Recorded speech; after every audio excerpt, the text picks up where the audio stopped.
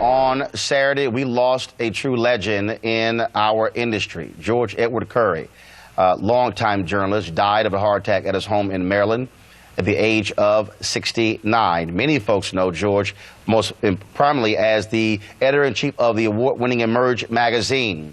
Of course, a black monthly magazine that set the standard for lots of different other magazines. Many people remember the covers of Clarence Thomas, Kemba Smith, and so many others. But Curry also was a friend of this show, appearing on NewsOne Now, as well as my previous Sunday show, Washington Watch. He was a native of Tuscaloosa, Alabama. Of course, he was the second African-American ever hired at Sports Illustrated, then moved on to the St. Louis Post-Dispatch, and then went to the Chicago Tribune, where he covered the presidential campaign of the Reverend Jesse Jackson Sr. while serving as a Washington correspondent. After that, he became the New York bureau chief for the Tribune, and then chose to go to Emerge magazine. In 2003, he was honored as the Journalist of the Year by the National Association of Black Journalists. He then went on to work for the National Newspaper Publishers Association, known as the Black Press, running their newswire, also writing his weekly column, appearing in more than 100 newspapers nationwide.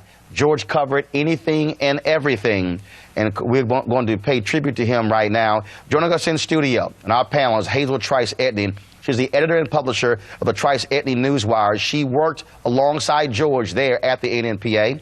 Also, we have Spencer Overton, president of the Joint Center for Political and Economic Studies, as well as Law and Victoria Burke, a writer for NBC Black. Also joining us is Clarence Page, Pulitzer Prize-winning columnist for the Chicago Tribune, as well as Kemba Smith, the young woman whose story George chronicled in Emerge magazine, who was in prison for decades for her involvement in a drug case. She was later, of course, released from federal prison. But I want to go to Hazel first. Hazel, you worked alongside George.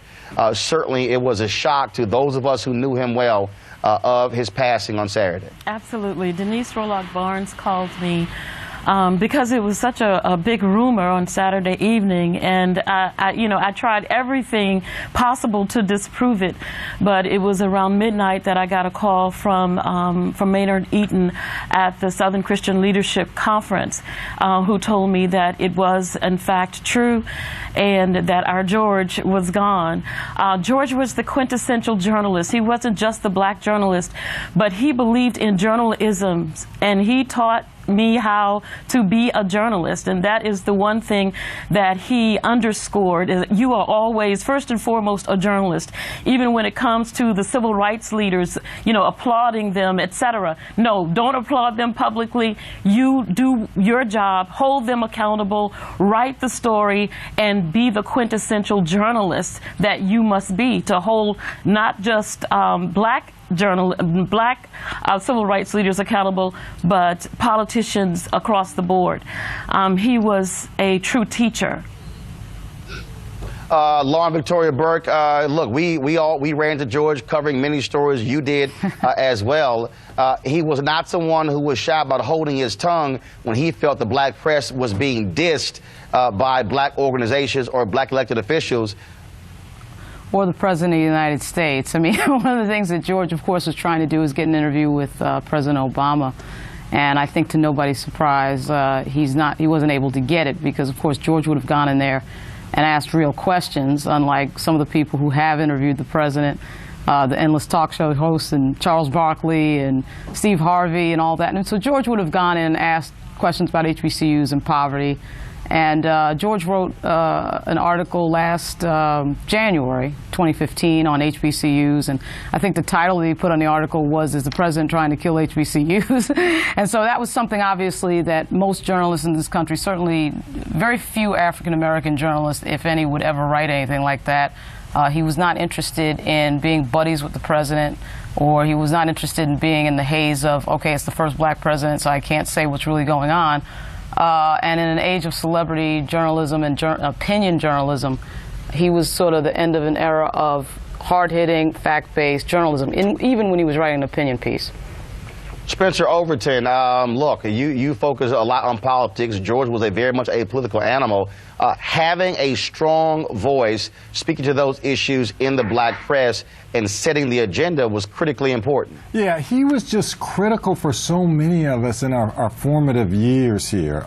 You think about, Black Enterprise in terms of business, but Emerge was like our political magazine that was with us in a critical time in life. So, Joint Center is a black think tank. Emerge is the black political magazine. He shaped a whole generation of elected officials, policymakers, journalists, scholars. He certainly shaped me. I was certainly a fan, and later on I was so proud to be able to call him a friend. Obviously, you'll talk to Kemba Smith. He shaped policy. Now we're having a big sentencing debate in this country. We've already dealt a little bit with the crack cocaine disparity, but we're doing more right now. And black institutions, he was a believer in black institutions in terms of black folks trusting black institutions, and also the importance. Individuals come and go, laws change. He believed in black institutions. Clarence Page, you were a colleague of George Curry's at the Chicago Tribune.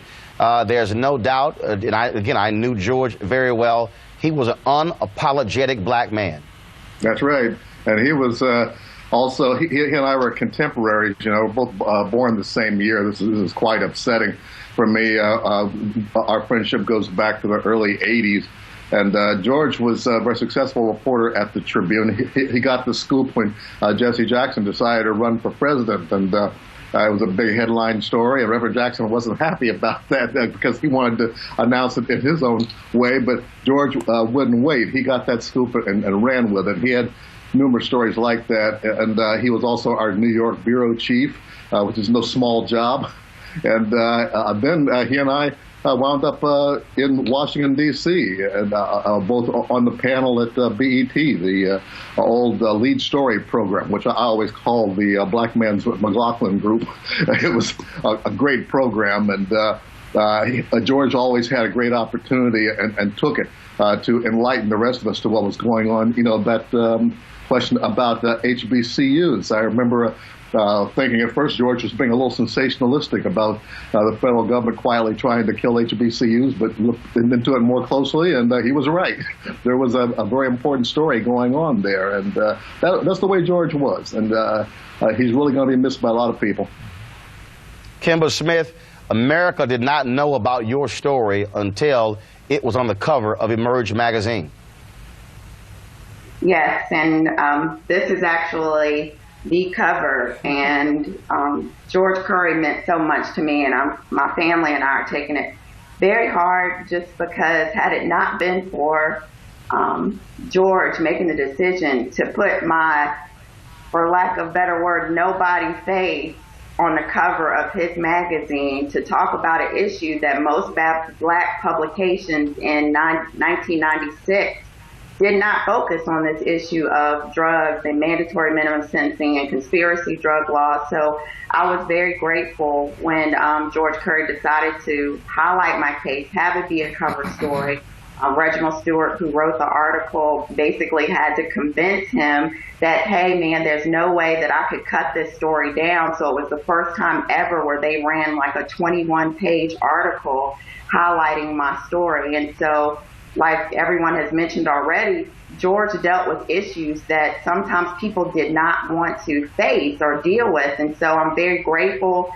He's changed my life tremendously because of this story. I know it was because Black America jumped on board, just the Deltas, the Links, the National Council of Negro Women, a nation and a people that read this story, and it moved them to want to be a part of this Free Kemba Smith movement. But it wasn't about just freeing me. It was a movement about wanting to change the drug laws, and everyone hoped that my case would set a precedent. And here we are today, still fighting these same issues. So George was ahead of the game years ago, and I will forever be grateful to him and how he's inspired others to focus on stories that deal with real issues. That had it not been for this story, I would have served my full 24-and-a-half-year sentence.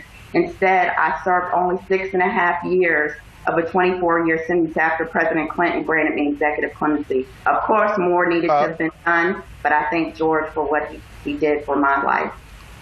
Clarence, I got about 30 seconds before I go to a break, but I got to ask you this here. Folks, pull this graphic up, please. Emerge was the one, when they shut down Emerge, George was heartbroken. He never got over it. He carried it with him for the last 20-plus years. He was trying to actually relaunch it as a website. George, he sent this Saturday at 2:27. And it says, I've started raising money for support Emerge NewsOnline.com. And I talked to his sister. He was there at home. He called his fiancée, Ann. Said his chest was hurting. Where are you? She'd gone to get food. She pulled into the garage. She said, do you want me to call the ambulance? He said, no, I want you to take me. She took him to the hospital. He said he'll be fine. She went to park the car. They wheeled him in. She came back. He went to cardiac arrest. An hour later, he died. George, Clarence, he literally sent this probably right before he had a heart attack. He died with his boots on. Right. That's George.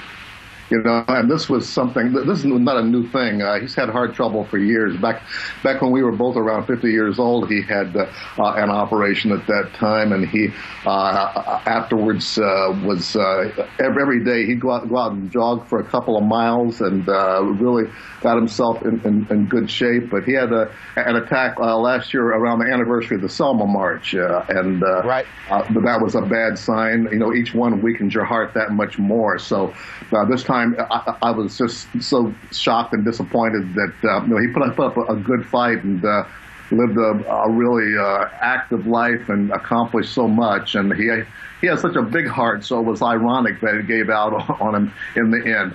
And he was a great mentor. I got to throw that in there because he's been nationally recognized for helping so many young men and women to get started in journalism and give them guidance and all. So he believed in passing it forward. So he's going to be missed by a lot of people, and so will Emerge magazine.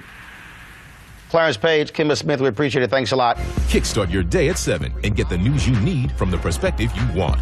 NewsOne Now with Roland Martin. Every weekday morning at 7 on TV1.